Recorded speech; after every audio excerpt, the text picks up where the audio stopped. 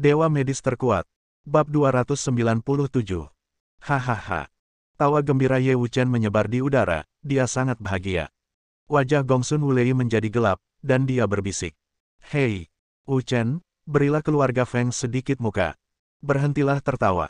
Ye Wuchen langsung terdiam, tapi wajahnya berubah ungu. Tidak, aku harus menahannya. Kakak, aku merasa tidak dapat menahannya lagi. Tidak, aku benar-benar tidak bisa menahannya lebih lama lagi.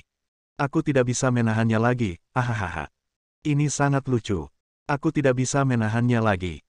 Ye Wuchen tertawa terbahak-bahak, dan banyak orang lain pun tidak dapat menahan tawa juga. Tidak ada yang dapat kulakukan, ini sungguh lucu. Sebenarnya, mereka semua tahu bahwa Xiao Chen pada akhirnya akan mampu mengalahkan keluarga Feng dengan mudah, tetapi keluarga Feng terlalu sombong sebelumnya. Kesombongan mereka sudah mencapai langit. Akan tetapi, semakin sok mereka sebelumnya, semakin malu pula mereka saat ini. Kontras drastis antara sebelum dan sesudahnya sungguh tak tertahankan.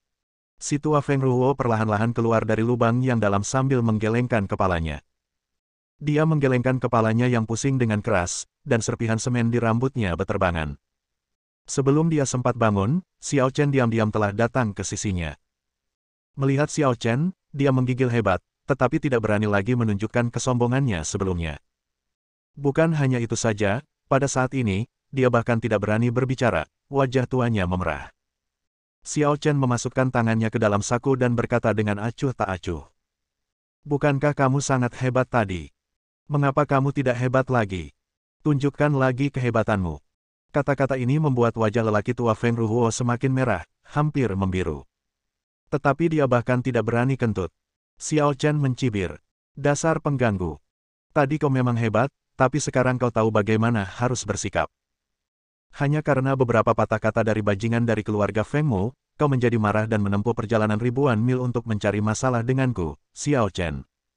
Kurasa kau, kepala keluarga Feng, semakin bingung. Wajah Feng Ruo sangat jelek. Pemenangnya adalah raja, yang kalah adalah musuh. Sekarang sudah sampai pada titik ini, apapun yang kau katakan adalah apa adanya. Xiao Chen mencibir. Kau masih belum yakin, kan? Baiklah. Dongfang Senjian, katakan padanya mengapa aku menahan anak-anak keluarga Fengnya. Ya. Pedang ilahi timur telah perlahan turun, dan segera berbicara kepada Feng Ruo. Saudara Feng, Feng Chuncangmu ingin menghabiskan uang untuk menyelamatkan beberapa setan dari Tuan Xiao. Tuan Xiao tidak setuju, dan dia berani mengancam Tuan Xiao dengan keluarga Feng. Dan, yang terpenting, setan-setan ini tidak melakukan sesuatu yang baik. Nanti, jika kamu ingin tahu lebih banyak, aku bisa menjelaskannya kepadamu secara rinci. Begitu kata-kata ini diucapkan, Feng Ruo tertegun sejenak, lalu menatap Feng Chuncang yang tidak jauh dari sana. Feng Chuncang begitu ketakutan hingga dia menggigil dan segera menundukkan kepalanya. Setelah melihat pemandangan ini, bagaimana mungkin Feng Ruo tidak tahu bahwa apa yang dikatakan pedang ilahi timur itu benar. Pada saat ini, dia hampir pingsan karena marah. Apa-apaan? Keluarga Feng memiliki kaisar bela diri yang paling mengesankan, bahkan termasuk dia, kepala keluarga. Aku buru-buru datang ke sini untuk memberinya muka, tapi akhirnya, dia malah melakukannya hanya untuk hal tercela seperti itu. Ini bahkan lebih memalukan daripada Xiao Chen menamparnya beberapa kali. Terlebih lagi, karena dialah beberapa petarung papan atas keluarga Feng terluka parah oleh Xiao Chen. Siapa yang akan menanggung kerugian? Pada saat ini, Feng Ruo begitu marah hingga dia hampir pingsan. Sialan! Dasar bajingan! Kau membuatku sangat marah. Aku akan membunuhmu.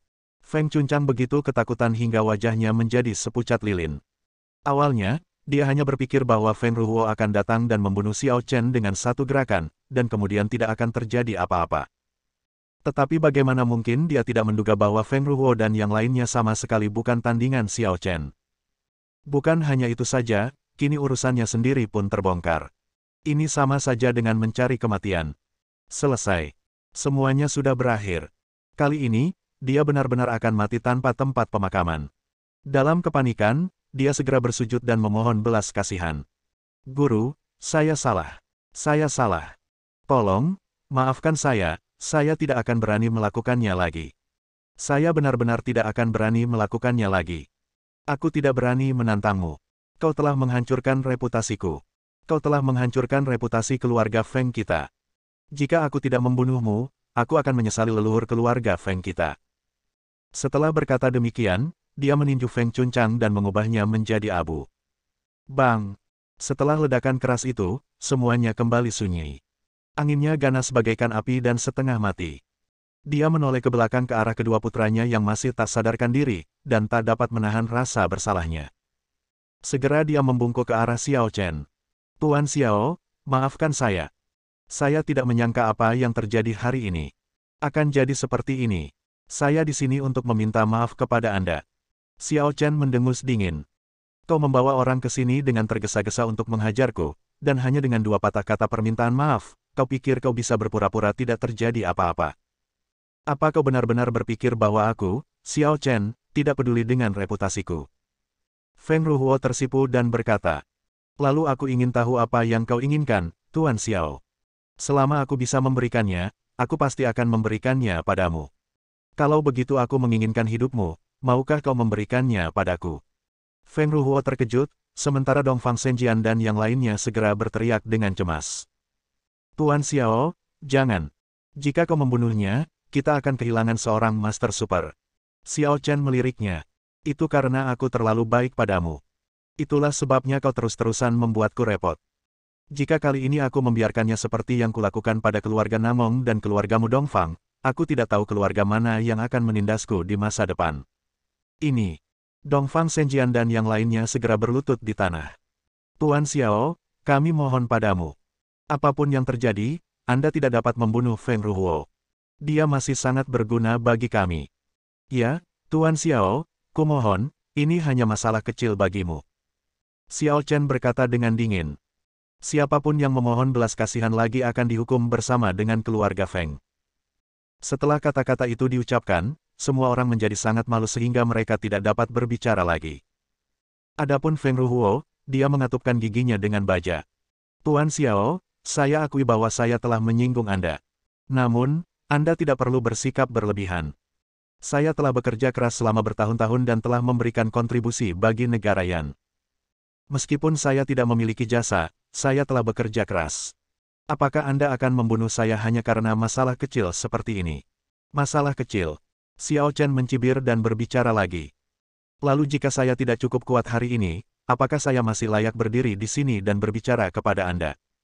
Bab 298. Aku.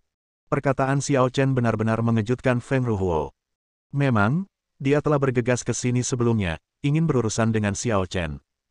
Bukankah itu hanya untuk membunuh orang? Sekarang, dia tidak hanya kehilangan beras tetapi dia juga kehilangan istrinya. Dia tidak membunuh Xiao Chen, tetapi Xiao Chen sekarang mencoba membunuhnya. Ini benar-benar semacam balas dendam. Pada saat ini, Feng Ruhuo benar-benar ingin menarik Feng Chunchang keluar dan mencincangnya 1000 kali. Kalau bukan karena binatang buas ini, apakah dia, sang kepala keluarga Feng yang terhormat, akan jatuh sampai ke titik ini? Melihat Xiao Chen hendak bergerak, pada saat ini, suara halus tiba-tiba terdengar lembut di telinga semua orang. Selamatkan nyawanya.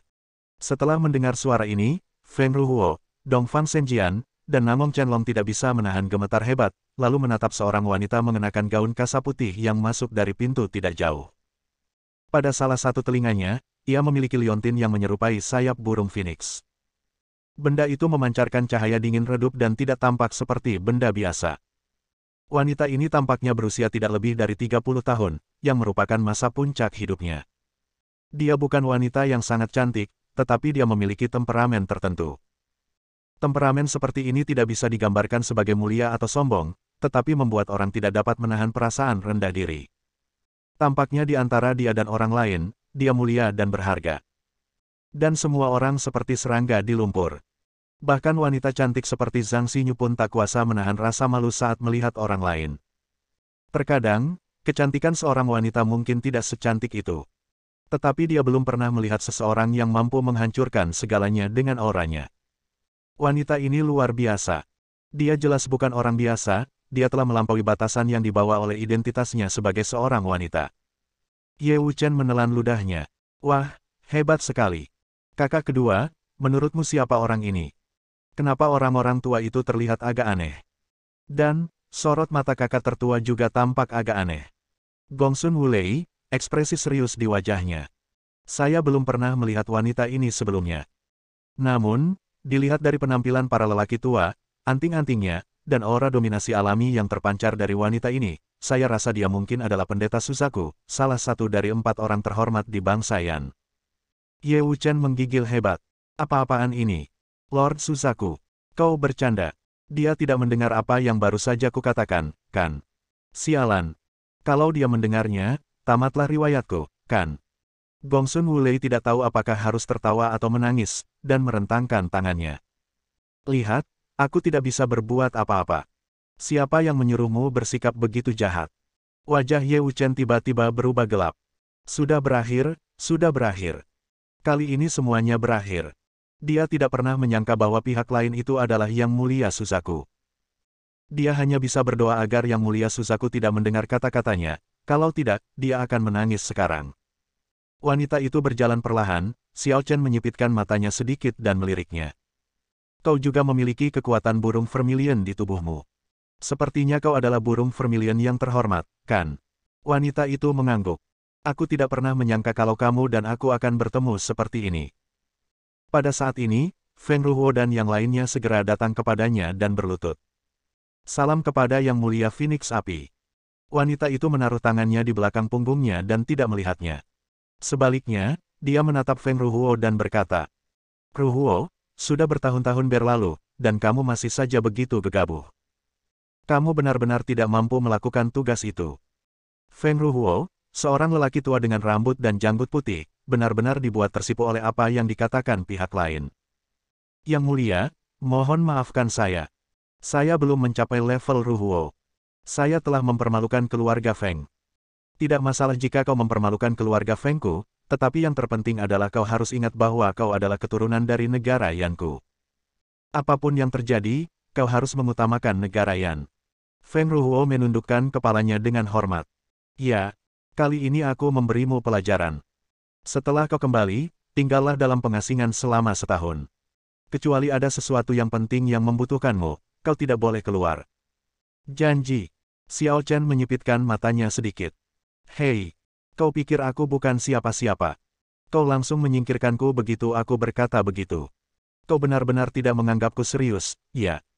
Semua orang tidak dapat menahan gemetar, dan beberapa orang dari Pedang Ilahi Timur tidak dapat menahan senyum pahit. Orang ini Xiao Chen benar-benar tidak takut menimbulkan masalah. Yang Mulia Suzaku ada di sini, namun dia masih berani menimbulkan masalah. Dia tidak takut pada Yang Mulia Suzaku, yang akan menimbulkan masalah untukmu. Pendeta Suzaku tampaknya telah mengantisipasi situasi ini, jadi dia berbicara langsung pada kesempatan pertama. Aku akan membayar utangnya. Kamu masih. Xiao Chen menatapnya dari atas ke bawah, lalu segera berkata. Pertama-tama, aku harus menjelaskannya. Aku punya istri. Kalau kamu mau membalas budiku, aku hanya bisa menukar hidupku dengan yang lain. Kalau kamu mau membalas budiku dengan cara lain, aku tidak akan menerimanya. Ye Wuchen dan yang lainnya tiba-tiba berkeringat, dan keringat dingin keluar di punggung mereka. Bukankah Xiao Chen ini terlalu sombong?